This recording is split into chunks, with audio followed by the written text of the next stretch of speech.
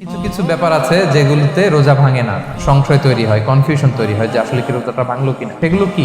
এক নম্বর হচ্ছে ভুল করে যদি কেউ খায়। দুই নম্বর হচ্ছে এটা বিবাহিতদের জন্য, বিবাহিতরা ফিজিক্যাল ইন্টারকোর্স যদি করে দেহ থেকে সিমেন আউট হলে রোজা ভেঙে যায়, কিন্তু স্বাভাবিক মেলামেশাতে রোজা ভাঙে না। তিন নম্বর ওয়েট ড্রিম, বাংলায় বলে স্বপ্ন দোষ।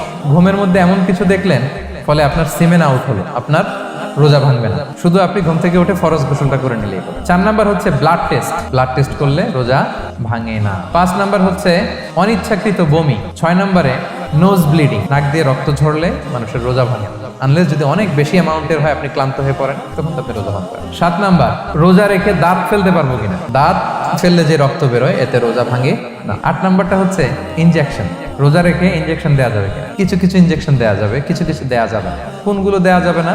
এনার্জেটিক ইনজেকশন দেওয়া যাবে না, যে ইনজেকশনে ফুড সাপ্লিমেন্টারি আছে, যেটার মধ্যে নিউট্রিশন ভ্যালু আছে, এই ইনজেকশনগুলো দেওয়া যাবে না। কিন্তু পেইন কিলার যে ইনজেকশনগুলো আছে এটা দিতে পারবেন। অ্যান্টিবায়োটিক ইনজেকশন দিতে পারবেন, অ্যানেস্থেটিক ইনজেকশন দিতে পারবেন, এই জাতীয় মেডিকেশন ইনজেকশনগুলো দিতে পারবেন। নয় নম্বরে কিছু কমন ব্যাপার আছে, এর মধ্যে এক নম্বর হচ্ছে টুথপেস্ট। রোজা রেখে টুথপেস্ট দিয়ে ব্রাশ করা যাবে কিনা? যাবে, কিন্তু না করাই ভালো।